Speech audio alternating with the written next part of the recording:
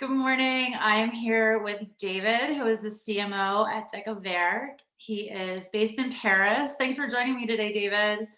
Hi, Martha. Pleasure to see you, and very happy to be sharing some news about France today. Yeah, it's great to see you too. So I wish we were in person. That would be much more fun, but this will do for now. Indeed, so, we're so not David, quite there yet. so David, tell me a little bit about yourself and the company. Well, so Découvertes is a destination management company specialized on the French territory and covering the entire French territory, including Corsica. And so our clients are travel advisors looking to tailor unique itineraries for their clients and use us to recommend guided tours, meetings with experts, whether it's in the world of wine, art, fashion, or food. So anything that France has to offer, really. And we also offer guests a range of services, which is basically anything that they would need whilst on the French territory. So, starting from arriving at the airports, meet and greet services and private transfers to your hotel, but also hotel services and private villas, and all kinds of services on the French ground. So it's very varied. And we are a team of now 15. We've reduced quite a lot. So we're very boutique specialists. We were pre-COVID 40, which made us sort of one of the biggest specialists of France on as far as luxury travel is concerned in France. And 80%, as I said, of our travelers are from the US, but the rest is a mix between Mexico, Canada, Brazil, a little bit of Oceania, Australia, New Zealand, and Southeast Asia. And typically we have in-house travel advisors or travel designers that work with people like you, Martha, to design itineraries for your clients. And as a company, our role is to fuel your creativity and fuel our travel designers' creativity to, of course, provide experiences that matches your clients' interests and uniqueness, I would say, because every person is unique, and that's definitely one of the cornerstones at Découvertes. So our strength is really creativity, customization, because we need to understand who are the human beings, who are your clients as human beings, and that's when we start to customize and provide the relevant services. And at the end of the day, our other strength is logistical perfection. When your clients are on the French grounds, we have 24/7 assistance.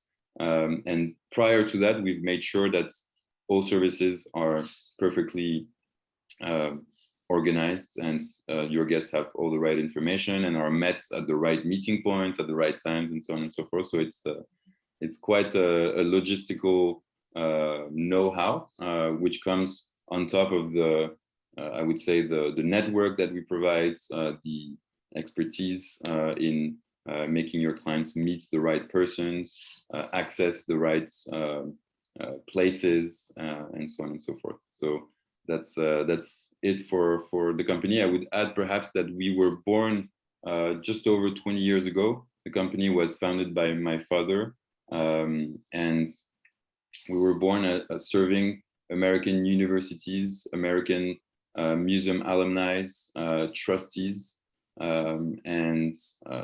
alumni of universities, trustees of museums, of course, but also foundations such as botanical foundations, who all came to France with a specific purpose, and wanted to meet some specialists in their fields. So that opened a lot of doors for us, of course. And then we started catering to families, couples, individual travelers, and we leveraged and built up that network that we had created with our other markets. And so today we have these two legs, and for the past 15 years we've worked for both markets. So you do still work with the universities? Yeah, absolutely. And some Interesting. of our clients are Harvard, Yale, Princeton. So recently, the last major itinerary we were supposed to organize for Princeton, which sorry, for that was for Harvard. We had a few, but that one struck me because I found it particularly interesting. It was on African American heritage in Paris, and that got canceled for some reason, which I think was because of a virus. I'm not sure anymore. Oh, I didn't hear about that. So yeah, but yeah, we do. I would say 25% of our business is for universities and 75% is for individuals and families and couples coming to France. Interesting. So what is your personal favorite experience or activity that you personally enjoy? So as I shared with you ahead of our call, I have some specific interests. And that being said, I can also talk a little bit about other things. But the first thing is that I grew up in Aix-en-Provence. And of course, that city is close to my heart.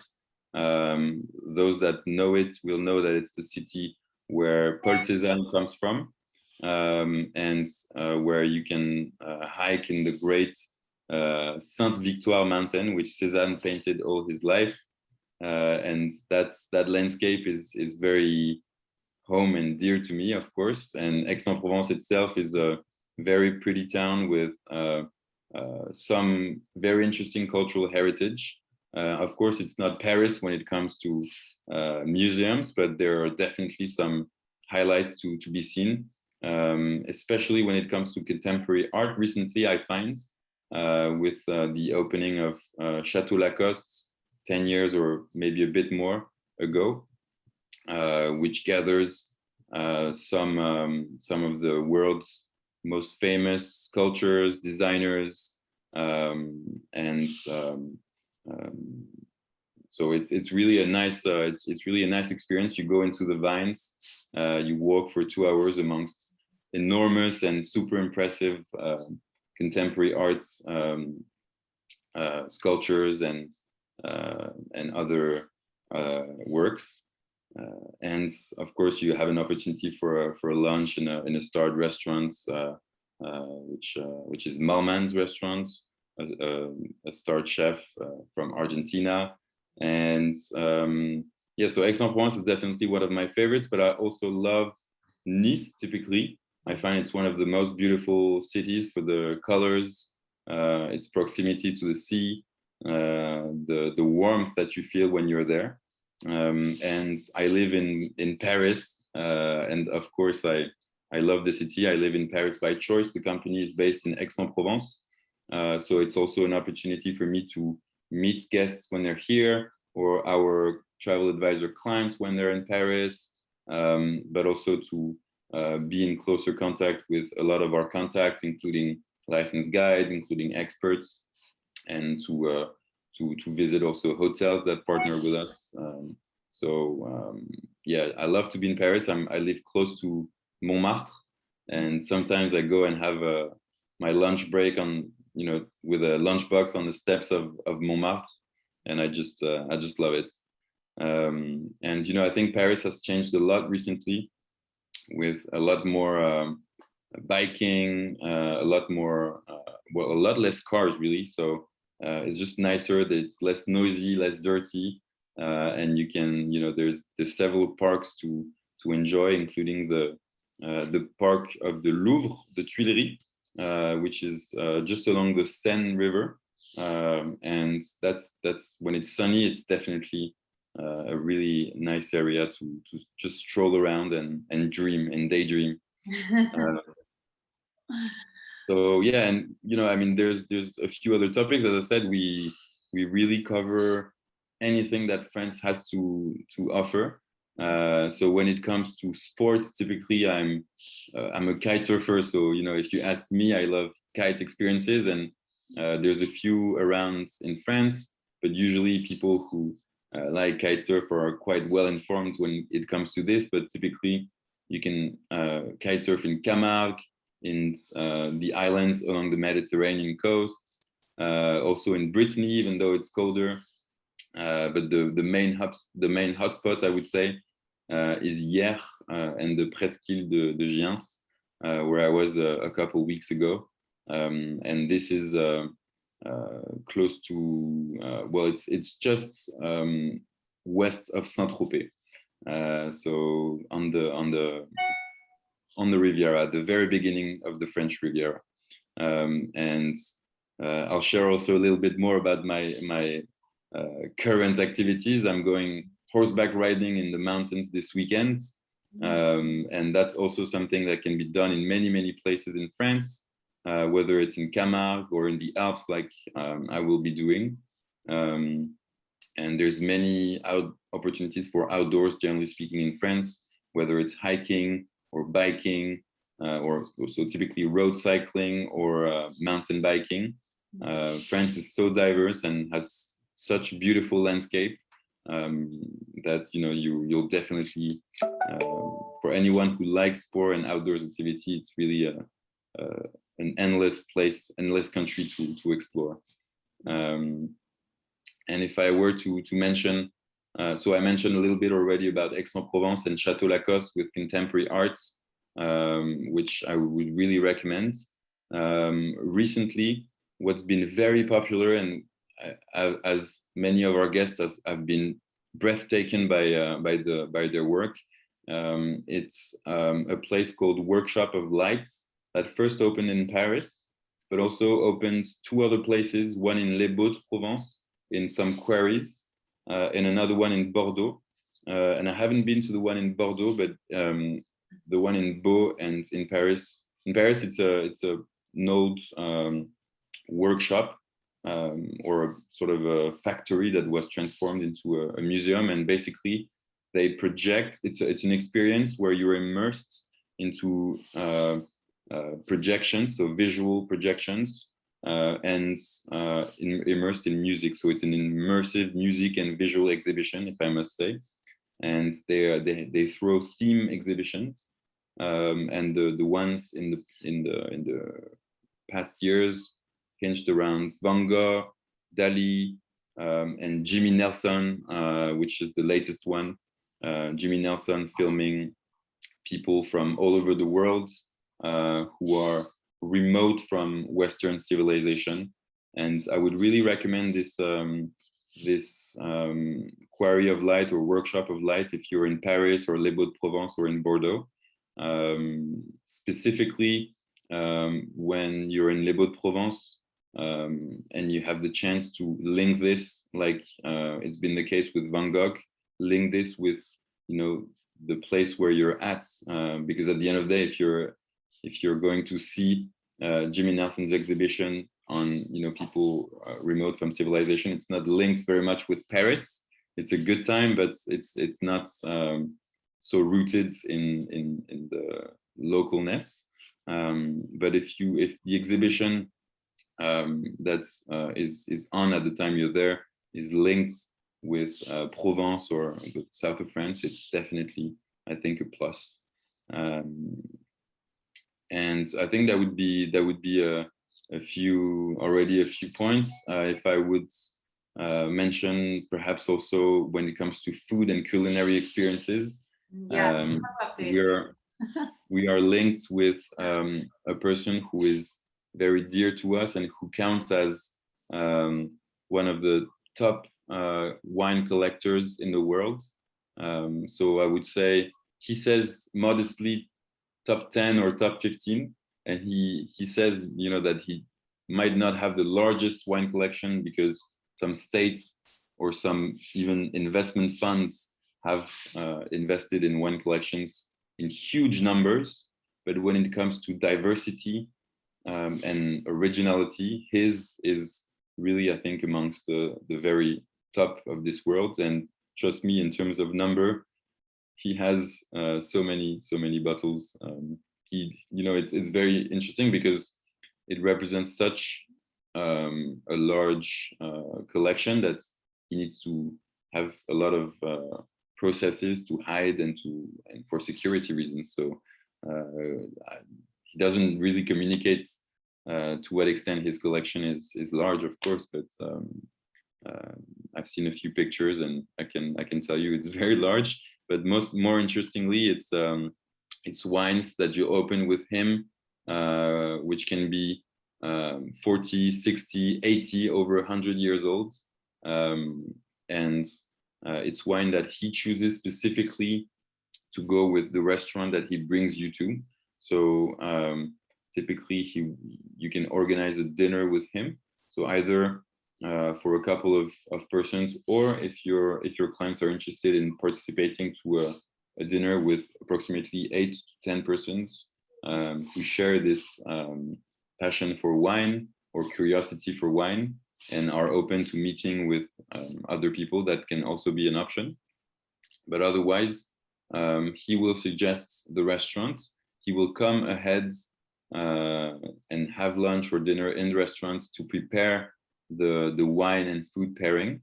Of course, you will have a choice as to what to eat, but it's important that he aligns with the chef, he understands the cuisine, and he makes sure that what's on the menu right now, depending on the season also, and so on, is aligned with the wines that he will serve. And so when I met him last in last fall, he was preparing for a dinner that was on the Thursday, and we were having lunch on the Monday. And so there were 4 of us, and we all tried different items on the menu, and he really guided us through the tasting. And it was really nice to see that his philosophy is not that whereby if you are not an expert of wine, then your emotions or your inputs as to what you're feeling are not valuable. To the contrary, wine is something very simple for him. Either you can basically say what you're feeling in your mouth, or you cannot express it, but anything that you're feeling is of course valid. And so he is very, very happy to welcome people who are relatively new to the world of wine and interested and come with a good spirit. And he doesn't hesitate to guide you through the degustation. I remember specifically that there were some artichokes as a starter, and I was amazed to see the pairing between artichokes and the wine that we were tasting. So yeah, I remember opening a white wine which was from the late 60s and classified by Kurnonski, who was some of the earliest food critics, as one of the top 4 white wines in France back in the early 20th century. So a while back, but that was for the little anecdote. And then we opened a couple of other red wines, and we ended up with a Tokaj from Hungary from the late 80s, which is a sweet wine, and really is for people who like sweet wine for dessert is probably well, they would either know it or they should look it up very, very quickly. Tokaj, I think spelled Tokaji. Tokaji, yeah. Huh. Wow. The wine of the kings, as it's called. Huh. So how long did the experience last? How long were you at lunch? So we were at lunch for almost 4 hours. It was in a 2-star restaurant just off the Champs-Élysées. And of course, it takes a lot of time, and time really stops on those occasions. And you don't really see it passing. But at the end of the day, you escape the restaurants at 4 or 5 p.m. and you're like, wow.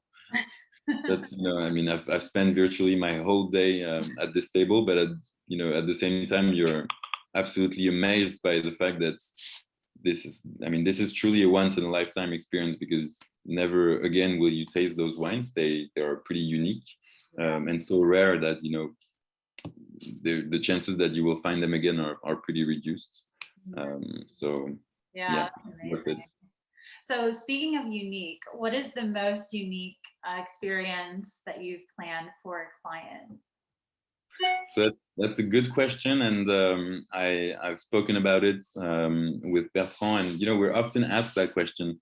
And generally speaking, we sort of have a way to answer, which is always tends to go a little bit around the question, because it's hard to pinpoint to first of all one experience which would be the most unique, and also everything is unique to different persons in a sense.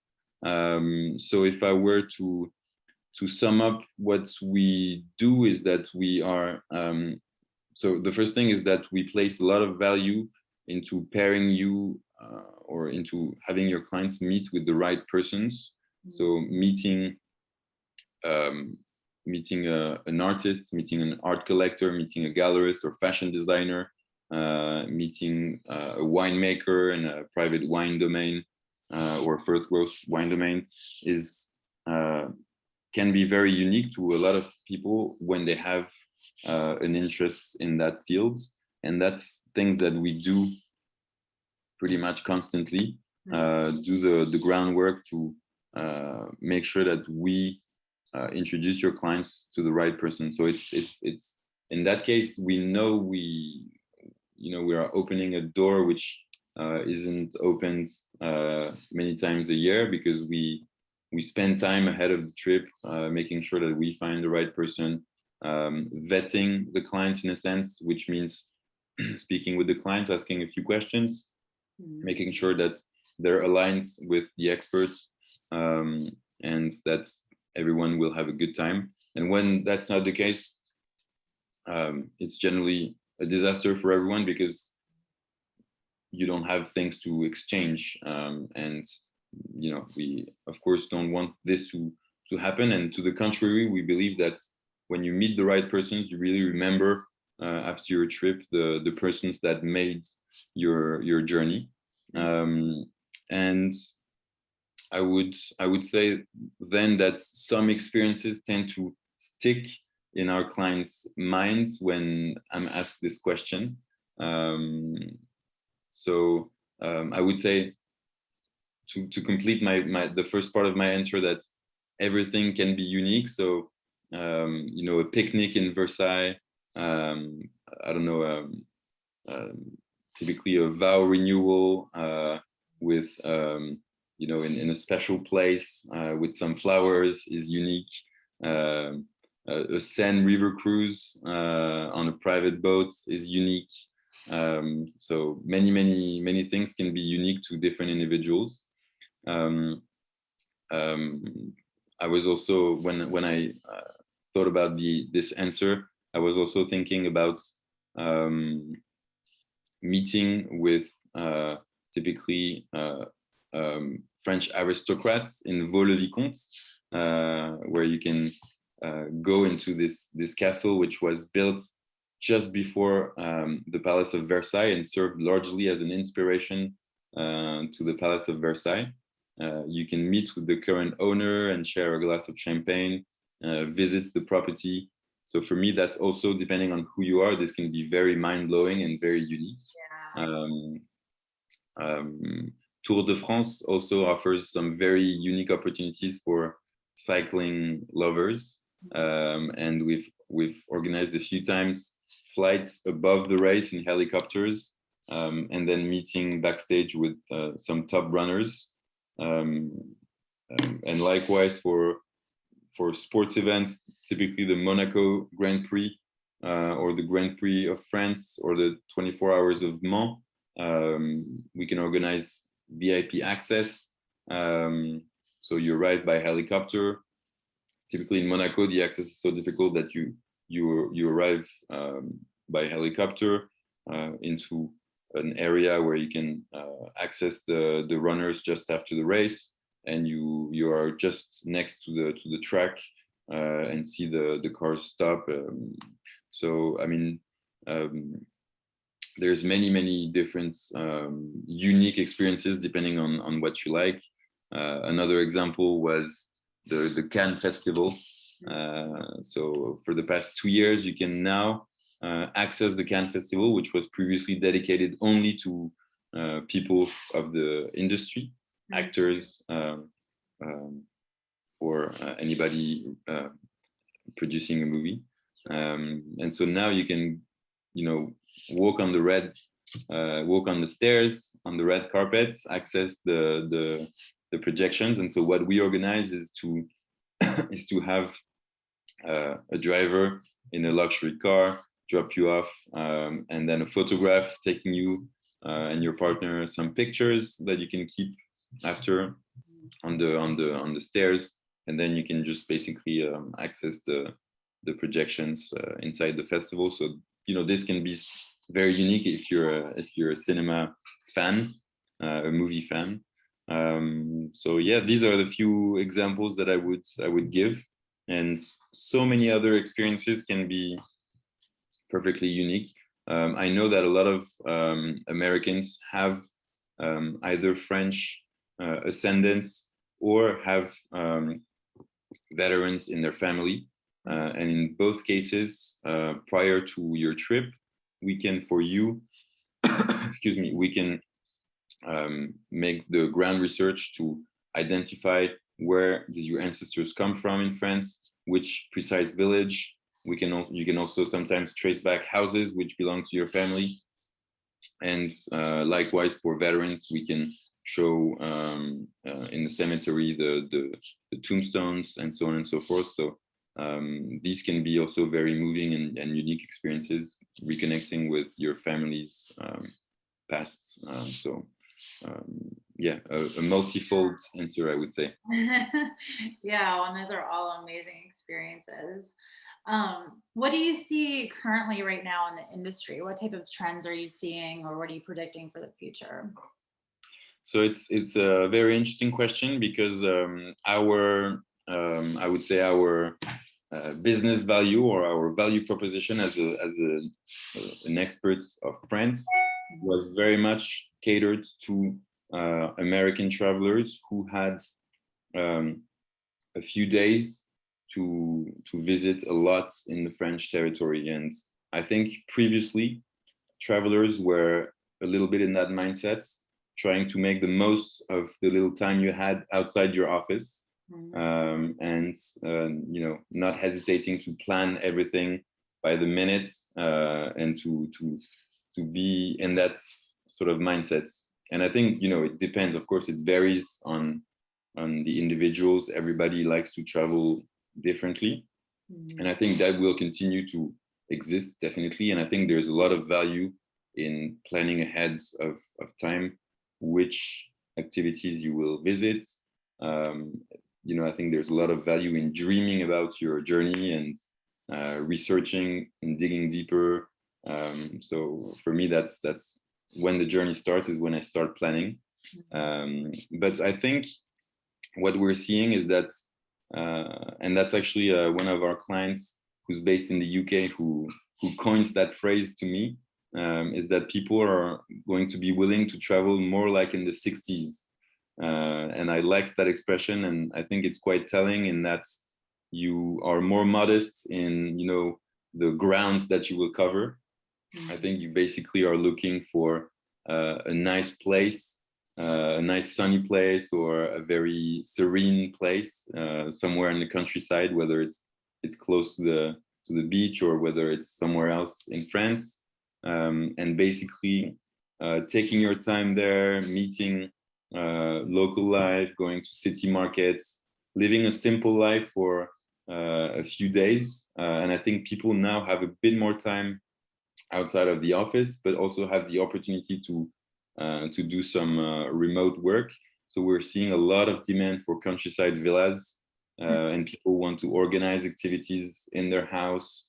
So we can, of course, have chefs come in, but I think also people are more and more connected to their wellness. So we're seeing a lot of demand also for that. So whether it's massage therapists, yoga teachers, different health professionals coming to the house. And of course, I mentioned earlier about the outdoors in France, which are great and pretty infinite. So just going for walks, going for baths, going, for hikes or bike trips is I think one of the trends that we'll be seeing. Mhm. And I think so far it's the demand has been like that, but also to be transparent, we have not as close as many demands as we used to have still at the stage, because yes, the borders have been announced to reopen on the 9th of June for France, but things are still very, very blurry, as we were mentioning before on our call. And people are, I think people are still looking, okay, I'm going to, I want to travel this year, but okay, is it time to start planning for next year already? So I think we're still a little bit in an in-between.